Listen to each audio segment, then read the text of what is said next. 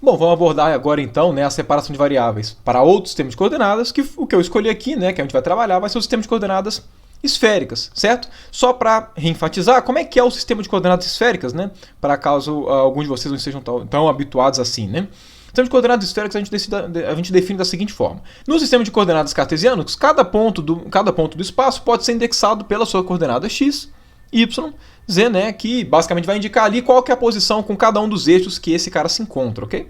E a gente sempre escolhe, né, enfim, né, dados esses três parâmetros, a gente indexa qualquer ponto do espaço. O sistema de coordenadas esférico, ele troca as coordenadas x, y, z pelas coordenadas r, θ e φ, que é a coordenada radial e as coordenadas angulares. Como é que essas coordenadas aqui são definidas nesse sistema de coordenadas? Bom, a ideia é o seguinte, né, a coordenada r, ela é exatamente como seria esperado, né, pelo nome de coordenada radial, pega exatamente o vetor, né, radial que sai do centro do sistema de coordenadas cartesiano, né, e vai até esse ponto. Esse cara daqui, né, é o nosso vetor R. Então o módulo desse cara, né, vai ser exatamente a nossa coordenada R, a distância desse ponto até o centro, né.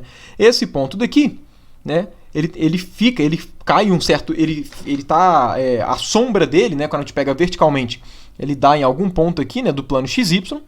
E aí, para esse cara daqui, a gente pode, né, definir agora os ângulos θ e o ângulo φ, que é o seguinte, né, esse cara daqui é o nosso ângulo φ, ok? Isso aqui é o nosso ângulo φ, e este cara daqui é o nosso ângulo θ. Então, o nosso ângulo θ é o ângulo formado entre o vetor posição e a direção z, certo? E o ângulo φ é o ângulo normal, certo? O ângulo que a gente está acostumado quando trabalha em coordenadas polares, né, no plano cartesiano, que é o ângulo formado a partir do x. Okay? E aí talvez você deve se lembrar, as coordenadas polares, né, podem ser escritas em termos, né, de x, y, z das coordenadas cartesianas, de forma que a coordenada x ela vai ser r seno θ seno φ, cosseno φ. É bem simples pegar essa relação daqui entre as coordenadas, certo? A partir dessa definição que eu acabei de desenhar, é bem simples, né, mas eu não vou ficar fazendo isso aqui, né, para não pegar tempo demais. Mas enfim, dado que nós temos as coordenadas esféricas, agora a gente pode pensar, olha, a equação que a gente tem que resolver é Laplaciano de V igual a zero, ok? Como é que fica essa equação Laplaciano de V igual a zero se eu escrevo Laplaciano, né, e por consequência a minha equação, nesses novos sistemas de coordenadas em termos de R, θ e φ? Né? Porque relembrando, quais são os típicos problemas que a gente trata com, né, separação de variáveis aqui, né, quando a gente vai utilizar um sistema de coordenadas? Da mesma forma que eu comentei que as coordenadas cartesianas elas são úteis quando as condições de contorno são para coordenadas específicas, né, x igual a tanto, y igual a tanto, a mesma coisa vai acontecer para coordenadas esféricas. Então, por exemplo, se você tem uma esfera carregada, né, imagina que você tem uma esfera carregada, uma esfera com um potencial específico, né, no seu espaço. Obviamente, uma esfera, ela é facilmente, as condições de contorno, elas são descritas exatamente por coordenadas, certo? Fixas. Uma esfera é definida como? Com R constante, certo? Então, tudo que tem ali uma cara meio esférica vai ser melhor tratável com coordenadas esféricas.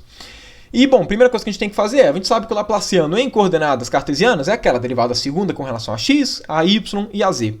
Dado que a gente tem essa forma em coordenadas cartesianas, a gente pode se perguntar como é que fica em coordenadas esféricas.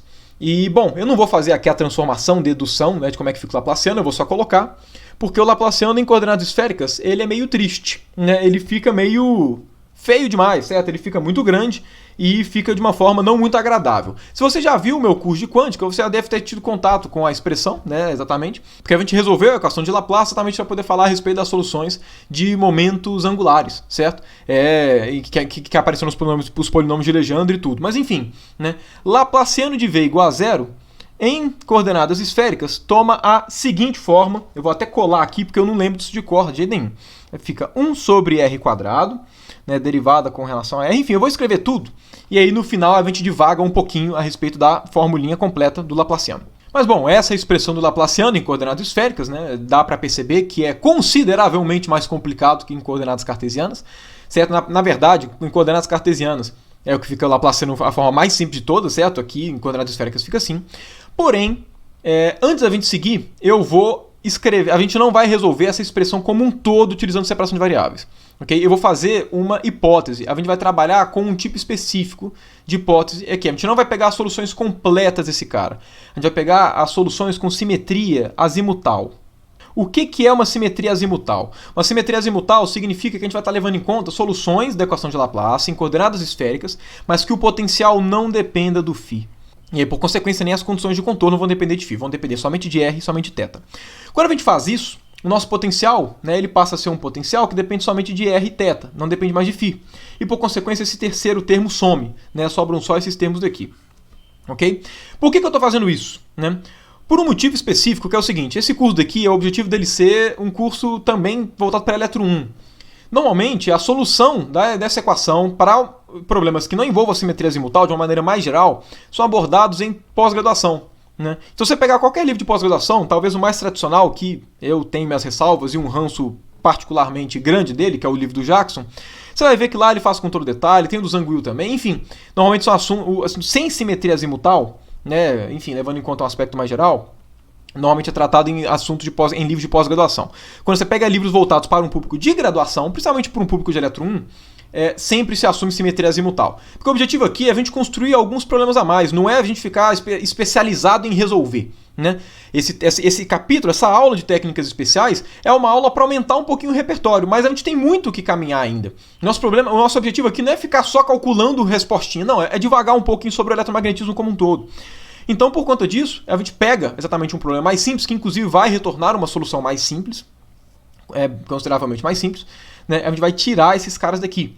Eu levei em conta simetrias não azimutais no curso de quântica, ok? E aí aparecem que é exatamente que aparecem os polinômios de Legendre associados, fica mais complicado. Mas enfim, aqui a gente vai levar em conta, já estou colocando como hipótese então, a nossa simetria azimutal. Então essa parcela não vai existir. Porque se existe simetria azimutal, o potencial não depende de φ. Se não depende de φ, essa parcela não existe, ok? Por consequência, a equação que a gente vai resolver, na verdade, é essa equação um pouquinho menor, ok? Um pouquinho menor. Aí você poderia até perguntar, poxa, você cortou a parte que era mais simples, essa parte angular é muito pior, não pode supor uma simetria em termos do θ ao invés do φ? A questão é, pode, né? Você pode resolver do jeito que você quiser, mas as simetrias no φ são mais comuns do que a simetria no θ, ok? Então a gente vai fazer, a gente faz dessa forma. Mas bom, essa é a equação que a gente tem que resolver. E bom, né? Se o nosso método aqui que a gente está abordando é o método da separação de variáveis, adivinha o que a gente vai fazer? Bom, obviamente, eu acho que eu não preciso dizer, né? Pelas coordenadas cartesianas eu acho que já era óbvio, mas aqui eu acho que é pior ainda, né? Eu acho que eu não preciso dizer que pegar uma solução completa, né, do tipo um potencial de V, de R e θ geral é difícil. Então o que a gente vai fazer? A gente vai restringir o nosso problema. Nós vamos buscar soluções que são separáveis. Soluções que podem ser escritas como uma função que depende somente de R vezes uma função que depende somente de θ. Ok? E a gente vai buscar essas soluções. Aí vem toda aquela discussão, mas isso não é muito simplista, a gente não vai estar considerando uma parcela muito pequena, e aí vem toda aquela discussão. Sim, como solução matemática, de fato, essa parcela daqui, esse tipo de solução é muito limitante. Porém, quando a gente faz, né, a separação de variáveis, na prática a gente acaba encontrando um elemento que pode servir como base para expandir qualquer solução do potencial, né, que está contido no espaço de soluções, né, dado pela equação de Laplace, que é um espaço vetorial, toda a discussão que eu tinha discutido, tudo que eu tinha discutido com vocês nas últimas aulas, ok? Então a gente vai fazer esse cara daqui, porque esse cara daqui é o tijolinho, certo? É um elemento da base do espaço vetorial de soluções do potencial, de forma que a gente vai expandir soluções mais gerais em termos dessas soluções separáveis, ok? É sempre importante enfatizar isso. As soluções que a gente obtém por separação de variáveis, normalmente são soluções, a gente quer obter a base de soluções para a gente poder expandir qualquer solução em termos das condições iniciais, né, das condições de contorno. Mas bom, dado essa nossa forma separável, o que a gente faz? Pega esse cara, joga na equação de Laplace e vê a expressão que fica, ok? A metodologia vocês vão ver que é idêntica, só muda o tipo de solução geral, ok? Então vai ficar o seguinte, aqui só envolvem derivados em relação a R, aqui só envolvem derivados com relação a θ. Por consequência, qual que vai ser a equação que a gente vai obter? Vai ser θ, porque ele não é afetado pelas derivadas, certo? Em relação a R, 1 sobre R quadrado, derivada com relação a R, vou até abreviar escrevendo desse jeito, ok? De R quadrado, derivada de R, que eu vou chamar de R', ok? A linha subentende-se a derivada com relação à dependência daquela função, mais 1 sobre R quadrado, seno θ, vezes Rzão, porque o Rzão não vai ser derivado, né, com relação a θ, vai ficar derivada com relação a θ de seno de θ, né, agora derivado do nosso θ, θ', todo esse cara daqui vai ser igual a zero. Mas bom, dado isso, vamos trabalhar aqui na nossa expressão, né, para ver o que a gente obtém a partir dela, ok? Da mesma forma, né, que aconteceu nas coordenadas cartesianas, o nosso objetivo é o quê? É fazer com que essa equação ela consiga ser separada em uma equação só para r e uma equação só para θ. A forma que a gente tem de fazer isso, analisando aqui, eu acho que ninguém deve ter muita dificuldade de perceber isso, é só a gente multiplicar ambos os lados por R2 dividido por V, né, pelo potencial, que é Rθ.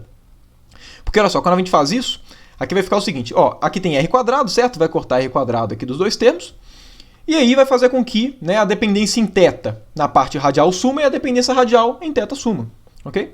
Então a gente vai ter a expressão 1 sobre r, derivada com relação a r de r quadrado r', mais 1 sobre seno de θ, né, aí que vai aparecer 1 sobre a função θ, derivada em relação a θ de seno θ, θ'. Ok? Esse cara daqui vai ser igual a zero. Aí olha só que maravilha, chegamos em terreno conhecido, ok? Que nós temos uma função que depende somente, né, uma parcela que depende somente de r, uma parcela que depende somente de θ. Sempre que a gente tem soma de duas funções, uma que só depende de uma coordenada e outra que só depende de outra coordenada, para que isso aqui seja igual a zero, né, para que a soma desses caras seja igual a zero para qualquer r e para qualquer θ, a única forma disso acontecer é se esses caras forem constantes, ok? Como eles têm que ser constantes, o que eu vou fazer? Bom, vou falar que esse cara daqui é igual a uma constante k, esse cara daqui é uma constante menos k, ok? Porque aí, claro, aqui é satisfeito. E aí vem a mesma pergunta que a gente tinha feito no caso das coordenadas cartesianas. Como é que eu sei qual que é a constante positiva e qual que é a constante negativa? Aqui, na verdade, de antemão, né, na verdade aqui é mais preto no branco. A parte radial sempre vai ter a constante positiva e a parte angular sempre vai ter a constante negativa, diferentemente do caso de coordenadas cartesianas que dependia da condição de contorno. Como é que você saberia disso? Na prática, eu não saberia.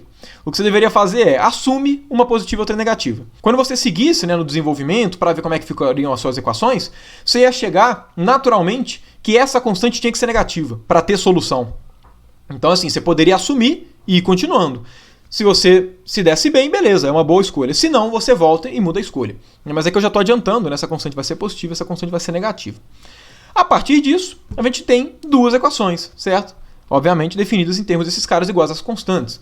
Então a primeira é derivada com relação a r de r quadrado r' é igual a k vezes o nosso próprio r, essa é a nossa primeira equação. E a nossa segunda equação vai ser 1 sobre seno de θ, né, vezes derivada com relação a θ de seno θ, θ'.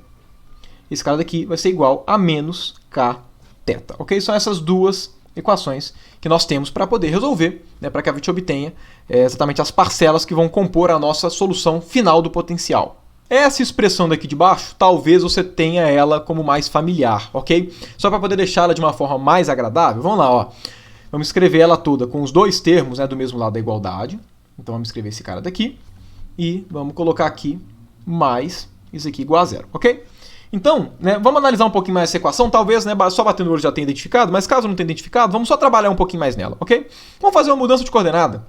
Vamos fazer uma mudança de coordenada que é a seguinte, vamos falar que x vai ser igual a cosseno de θ, ok? Se x é igual a cosseno de θ, como é que ficaria essa expressão? Bom, a primeira mudança é com relação às derivadas, certo? Uma derivada com relação a θ, que eu, inclusive, né, eu poderia ter já trocado essas derivadas aqui por derivadas totais, certo? Porque, enfim, aqui a gente tem funções de uma variável só, certo? O r só depende de r e o θ só depende de θ. Então aqui eu poderia ter colocado derivada total também, mas tanto faz, né? Enfim, a gente sabe por regra da cadeia que derivada com relação a θ é derivada de x com relação a θ, né, vezes a derivada com relação a x, certo? Por regra da cadeia. Quanto é que vale a derivada de x com relação a θ? Se eu derivo x com relação a θ, cosseno de θ vai virar menos seno, ok? Logo, derivada com relação a θ vai ser menos seno de θ, derivada com relação a x, certo? Fazendo isso, vamos lá, vamos pegar essa mudança de coordenada e vamos analisar um pouquinho aqui, né, e eu vou escrever essa expressão de uma forma mais geral, ok? Vamos abrir ela só para que fique mais agradável. Então essa expressão ela é o quê? 1 dividido por seno de θ, né, vamos abrir ela um pouquinho melhor. Aqui vai aparecer uma derivada com relação a θ, e esse cara daqui eu já vou escrever direto como dθ, né, dθ, ok? E, né, aqui relembrando, né, que eu já coloquei uma derivada total pelo que eu acabei de comentar, certo? Como a nossa função aqui só depende de uma coordenada, derivada parcial e derivada total é a mesma coisa. Mas enfim, onde aparece derivada com relação a θ, é só trocar por menos seno e colocar uma derivada com relação a x. Ok? Então, como é que ficaria essa expressão? 1 sobre seno de θ. Essa derivada daqui, o que ela fica? Fica menos seno de θ. E aqui fica uma derivada com relação a x. Além disso, abre parênteses, seno de θ. E opa, derivada com relação a θ. Se é derivada com relação a θ, aqui vai aparecer aqui. O que vai aparecer aqui? Vai aparecer um menos seno de θ, derivada com relação a x da nossa função θ, que agora é uma função de x, porque a gente está fazendo a troca de coordenadas, ok? Mais k vezes θ igual a zero, ok? Então, bom, vamos lá, ó. Seno corta com seno, ok? E aí aqui vai ficar o quê? Menos derivada com relação a x. Olha só, aqui vai aparecer menos seno ao quadrado, que vai trocar o sinal daqui, certo? Então aqui vai aparecer seno ao quadrado de derivada de θ, ok? De derivada de θ com relação a x mais k θ igual a zero. Talvez ela já comece a ter uma cara mais familiar. Agora, olha só, x, a nossa mudança de coordenada não foi x igual a cosseno de θ? E seno ao quadrado não é exatamente 1 menos cosseno ao quadrado? 1 menos cosseno ao quadrado de θ? Ou seja, nesse caso aqui, não seria 1 menos x ao quadrado?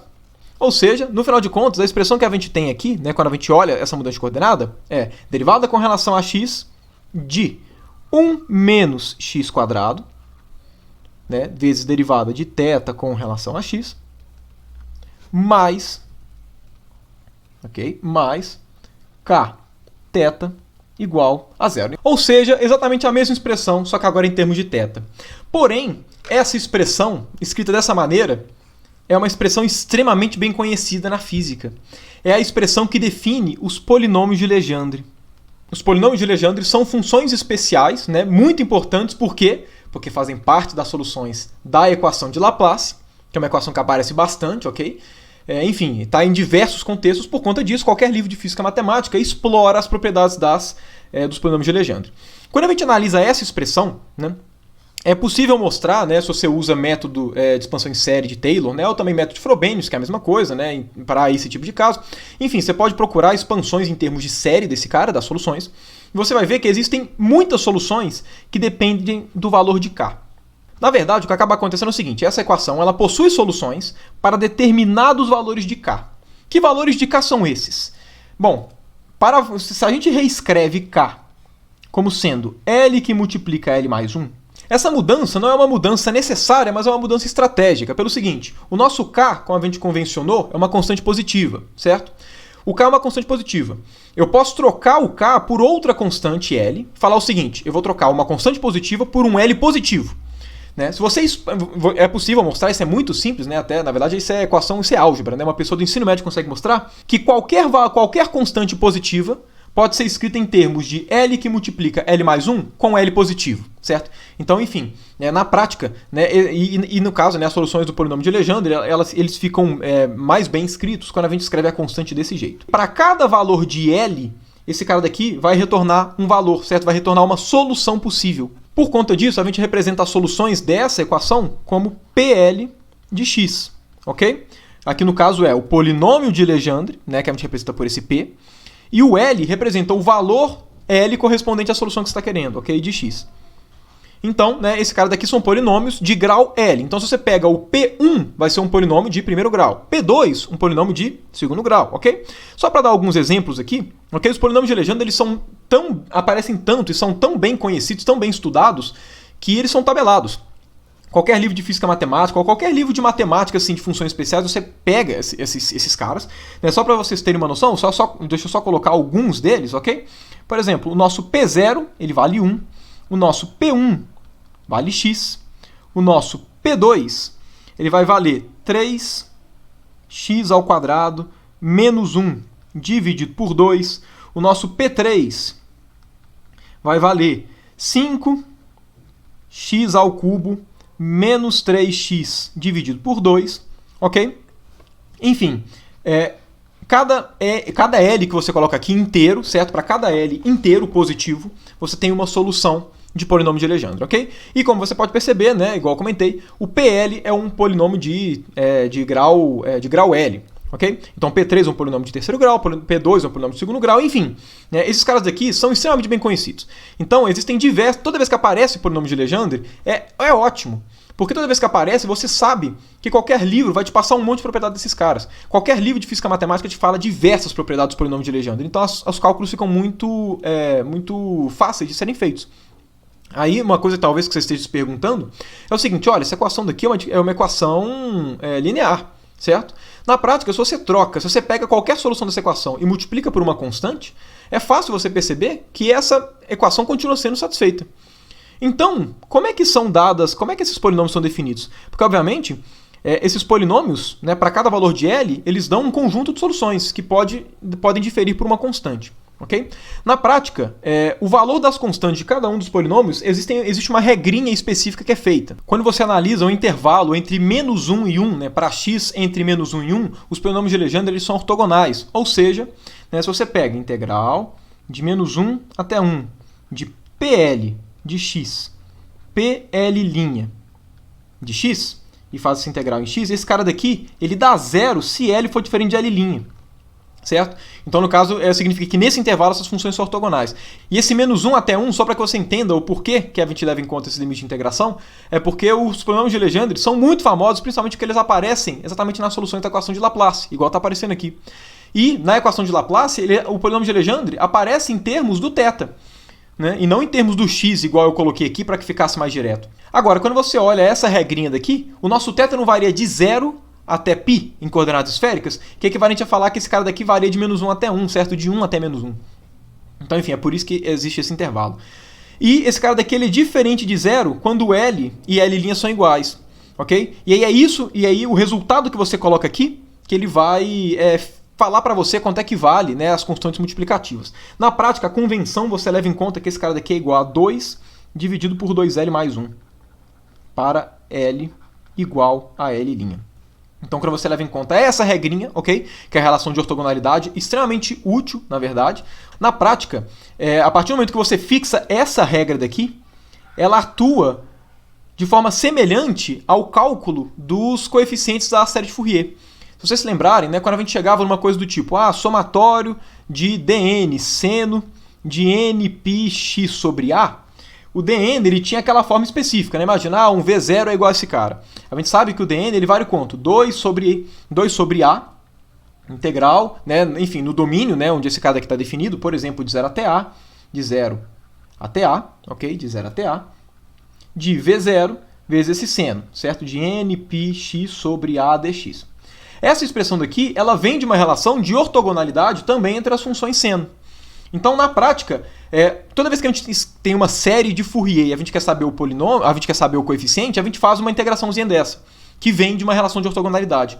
A gente vai fazer a mesma coisa quando a gente for resolver, quando a gente for terminar essa aula de separação de variáveis. As nossas soluções gerais vão estar escritas em termos de polinômio de Legendre e em termos de um coeficiente. Como é que a gente faz para determinar esse coeficiente? Usando essa relação de ortogonalidade para poder calcular os coeficientes da mesma forma que a gente calculava, daquela forma que eu acabei de mostrar, os coeficientes da série de Fourier.